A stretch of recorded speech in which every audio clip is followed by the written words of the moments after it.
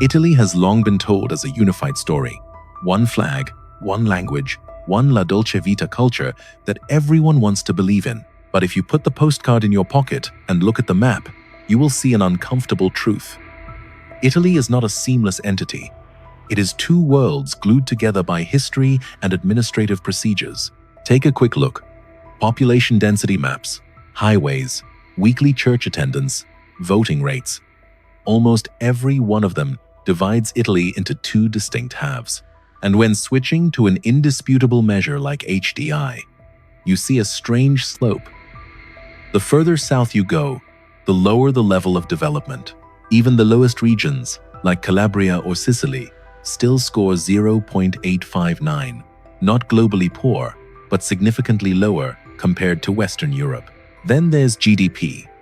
Lombardy or Trentino have a per capita income higher than both Germany and the UK. The north resembles Central Europe. The south is like another planet. So, in the end, is Italy a country, or two realities reluctantly sharing a name? The answer will be revealed layer by layer in this video. Don't take your eyes off it. If you ask why northern Italy is richer than southern Italy, many people will give the familiar hypocritical answer. Well, because northerners work harder sounds very reasonable, like a fairy tale for those who don't like looking at the facts. The truth is, the North didn't win because they were diligent.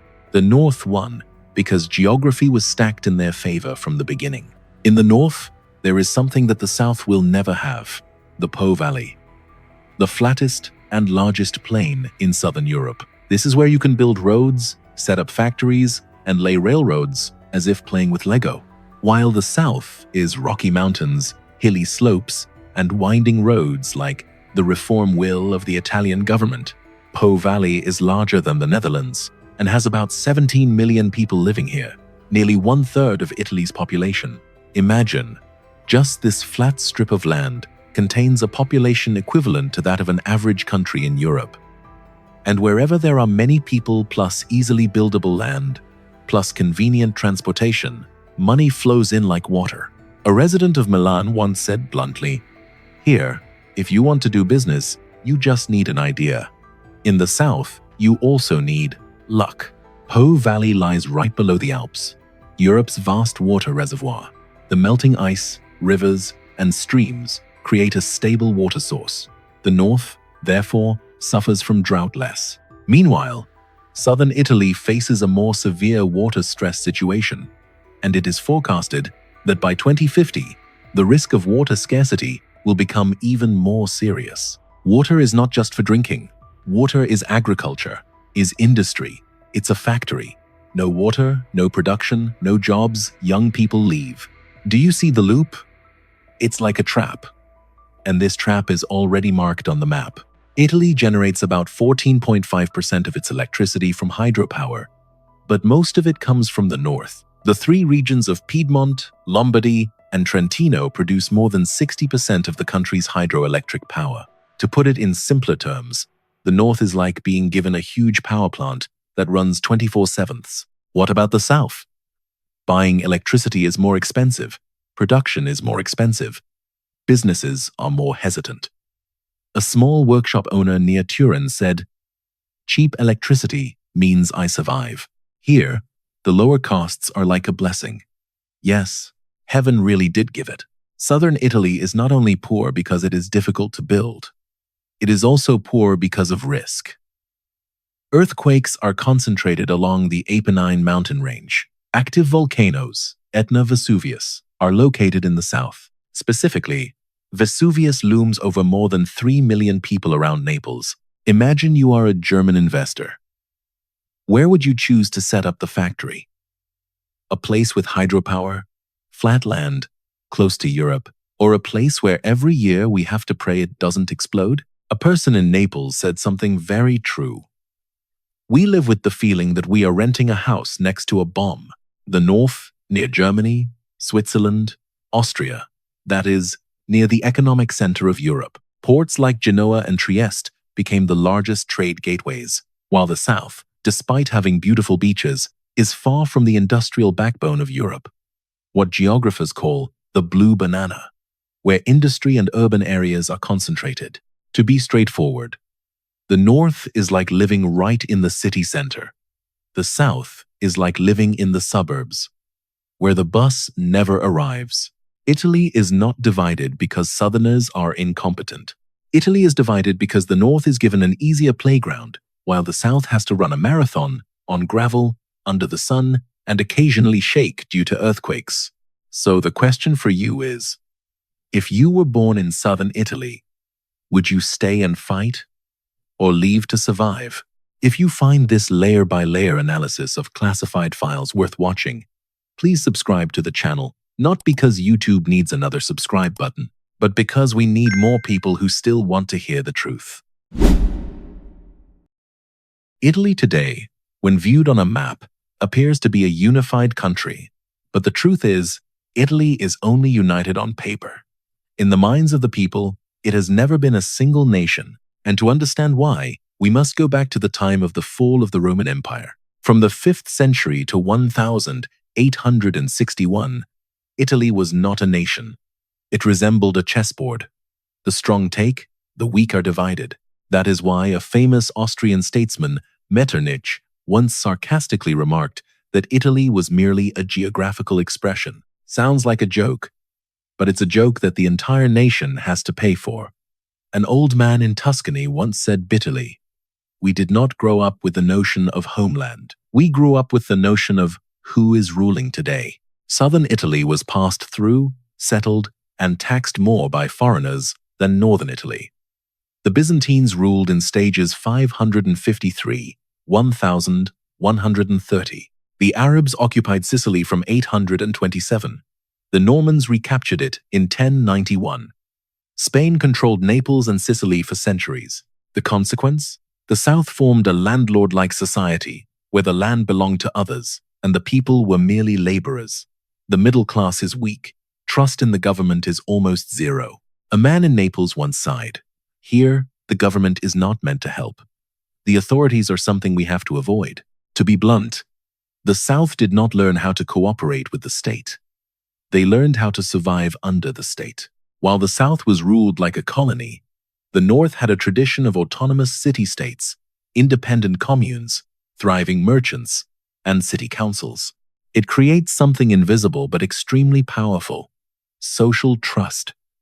You believe that the law has value. You believe that business will be protected. You believe that paying taxes is not just paying a tribute. The North learns how to build institutions. The South learns how to endure.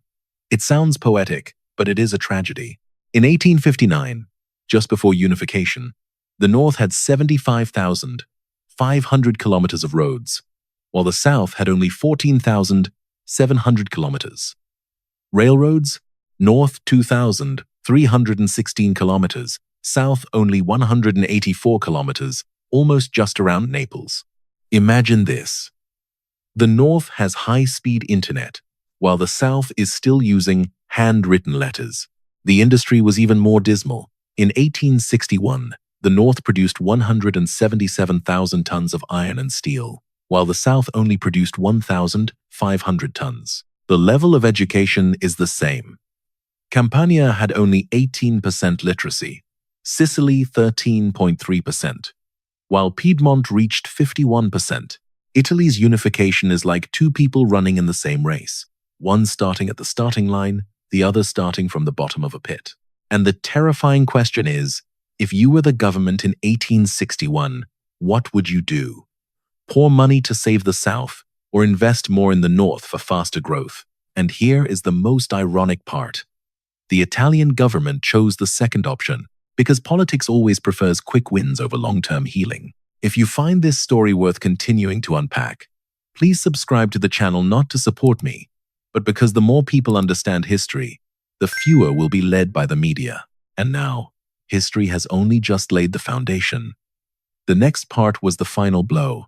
After Italy was unified, they began implementing policies, and those policies caused the South to fall even further behind.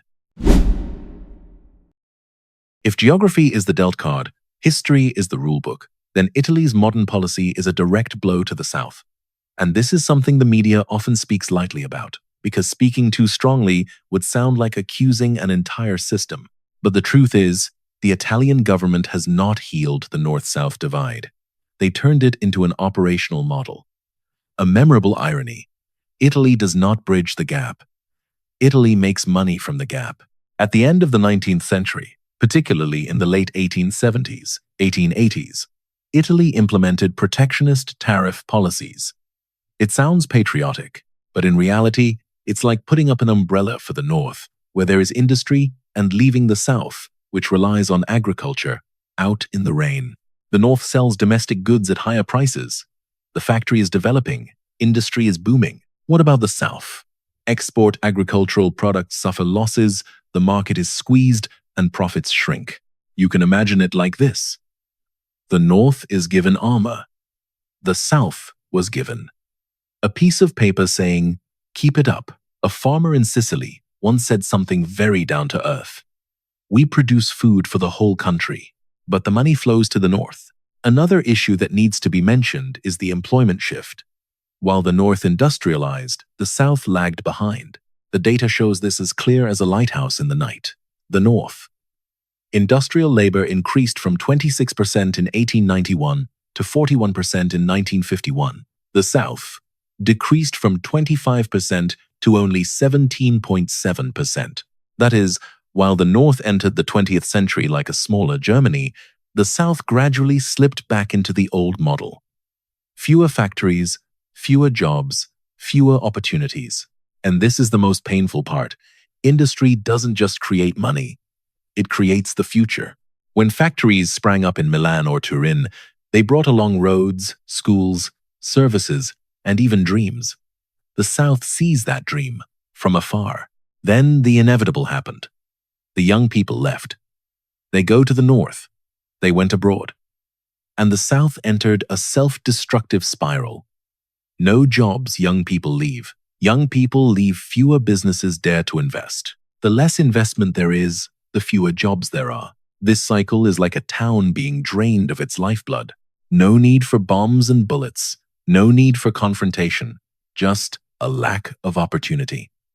A man in Naples said bluntly, "Here, we are not unemployed because we are lazy. We are unemployed because there is nothing to hold on to." And the question for you: if your son were born in southern Italy, would you advise him to stay for pride or leave for the future? If you find this more like an investigation than a history lesson, subscribe to the channel not to support, but so we can continue uncovering what the media often covers up. And now, we have all three pieces: geography, history, policy. But the biggest question remains, what does that divide look like in modern Italy? How does it affect GDP, unemployment, national branding, and tourism?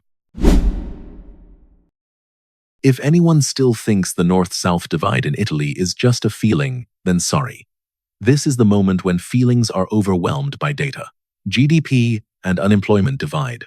The gap is not just a gap, but a chasm. Southern Italy accounts for about 1/3 of the population and 1/3 of the territory, but only produces about 1/4 of the country's GDP. Simply put, if Italy were a company, the South would be like a department with a large workforce. But the revenue is so low that the accountant would want to quit. The GDP per capita in Calabria and Sicily is only on par with Uruguay and Greece. Meanwhile, Lombardy and Trentino are even higher than Germany and England. A man in Palermo said, as if choking, "We live in the same country, but the value of life is like in two different worlds." And unemployment? In Sicily, Calabria, and Campania, the unemployment rate in 2023 is over 16%. Imagine a dining table for 6 people, where one person always has to sit and watch, because there are no job opportunities. At this point, what is called a disparity is no longer a disparity. It is a chasm. Now look at the most famous Italian brands that the whole world knows by heart: Ferrari, Lamborghini, Fiat, Prada, Versace. Most of them are headquartered in the North. And this creates a harsh rule: good jobs in the North, temporary jobs in the South. Young people in the South are not lacking in ability. They lack something simple: an ecosystem to live like adults. A memorable quip: Italy exports fashion from Milan and exports youth from Naples. Regarding tourism, this is perhaps the most painful paradox. Italy is one of the 5 most visited countries in the world, but the strange thing is, international tourists are not evenly distributed. In 2019, Italy welcomed approximately 221.5 million international visitors. But 60% went to the north, 25% to the central region, and the south only received 15%. The north attracts about 4 times the number of visitors compared to the south. This is like owning a restaurant with a stunning sea view. But customers crowd into the neighboring place just because it has a parking lot and cleaner restrooms. Barcelona even attracts nearly double the number of visitors compared to Naples. And here is the question that makes people angry. The South has beaches, heritage, food, and sunshine. So why is it still poor? The answer may lie in things that don't appear on Instagram: infrastructure, security, services, and trust. If you're listening to this and starting to see Italy as a country more divided than a unified nation, then you're getting it right. And if you prefer straightforward analysis, with data, not sugar-coated like a travel brochure, you know what to do. Subscribe to the channel, not out of courtesy, but because we have one extremely important part left. Italy once had an unspoken contract with the world. You come here as a tourist, you will believe this is paradise. But for those living there, 2026 is when that paradise starts to resemble a gigantic bill that no one can afford to pay. The cost of living is shattering illusions. A loaf of bread that used to cost €1.50 now costs €2.20. Olive oil, the soul of the Italian kitchen, has increased by nearly 40% in just 2023. Espresso, the national symbol that's stubbornly held at €1, is now in many places up to €1.5 to €2. It may seem small, but it's like salt falling into a wound. A little bit each day, but enough to drive people crazy. A barista in Rome said bluntly, "Tourists drink coffee and then laugh. I finish my coffee and calculate whether I have enough money left for rent this month. And renting a house is truly a nightmare." In Rome, Milan, Florence, a one-bedroom apartment averages €1,000, €1,200 month, while many young people only earn around €1,400 month, which means more than half of their salary disappears before they can even live. But the real punch doesn't lie in the prices. It lies in wages. Italy has been stuck in a state of income stagnation for decades. Real wages today are no higher than in the early 1990s.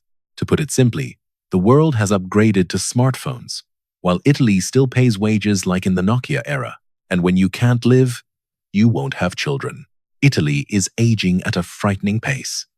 Nearly 1/4 of the population is over 65, with a birth rate of only 1.2 children per woman, one of the lowest in Europe. A population of 59 million could decrease by nearly 1 million by 2030. Italy is becoming a museum, and museums do not produce the future. While the people need reform, they receive paperwork in return. The Italian bureaucracy is so notorious that starting a business can take months, while in Germany or the USA, it only takes a few weeks. And politics? Italy has changed more than 65 governments since World War II, with each government lasting an average of only 13 months. Some even joke, Italy changes prime ministers faster than it changes fate. And behind it all is the public debt bomb, about 140% of GDP. So the question for you is, if you are a young Italian, would you stay to love your homeland or leave to live like a human being? If you see this picture not just as a north-south divide, but as a long slide of the entire nation, then you are not alone. And if you want to continue peeling back the layers of truth behind the glossy postcards, subscribe to the channel. No promises needed, just stay tuned.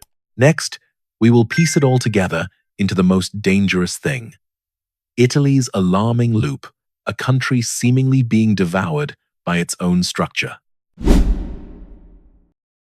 If you piece together all the fragments, geography, history, policy, unemployment, migration, aging, you will realize something frightening. Italy is not just divided. Italy is trapped in a self-perpetuating loop, a loop that tightens the more you run. It started very simply. The north has the Po Valley, water, hydroelectric power, and is close to Europe. So industry and infrastructure concentrated there. Money is also concentrating there. And when all the big brands and good jobs are in the north, what happens? Young people from the south are leaving. They go to Milan, Turin, or directly to Germany, England, North America. And when the youth leave, the south loses its most precious asset, the drive for development. It's like a tree being uprooted. You still see the trunk of the tree, but the vitality has flowed elsewhere. The south is falling behind. The government has to pump in subsidies. The north looks down and grumbles. Why do we have to pay? The south looked up and bitterly asked, why are we always abandoned? And so politics exploded into divisions, alliances collapsed, and reforms soon failed. Italy is not lacking in solutions. Italy lacks a government long enough to implement them. And the cycle continues, like a rusty wheel still turning, just because no one has the courage to stop and fix it. So the question for you is, if you are from the north, can you keep carrying the south forever? And if you are from the south, do you still believe in Rome? If you see Italy more as a warning than a country, stay tuned to the channel. The final part will answer the biggest question. Can Italy break out of this loop, or has it become two countries under one flag? Italy, seen from afar, is still as beautiful as a wall painting. Blue seas, wine, ancient architecture, and the La Dolce Vita that tourists always bring back as souvenirs. But upon closer inspection, you will see a harsh truth. This is a country divided not by borders, but by its history, geography, and political system. The north operates like a part of Central Europe. The south is like trying to catch up in a race where they were never allowed to stand at the starting line. And the most frightening thing is, this crack is not getting smaller over time, it is deepening. And what about you? Do you think Italy can bridge the north-south divide, or has it become two countries in one name? If you are a young person in the south, will you stay or leave? Leave a comment, because sometimes a polite debate is worth more than 1,000 political slogans. If you enjoy analyses that peel back the layers of truth like this, please subscribe to the channel and turn on notifications. Not because we need more views, but because this world needs more people who are not easily swayed by one-sided media. This video is analytical commentary based on public data and social observation, not aimed at attacking any individual or organization. All comments aim to provide a multi-dimensional perspective and encourage critical thinking. See you in the next video, because the truth is often not as beautiful as a postcard.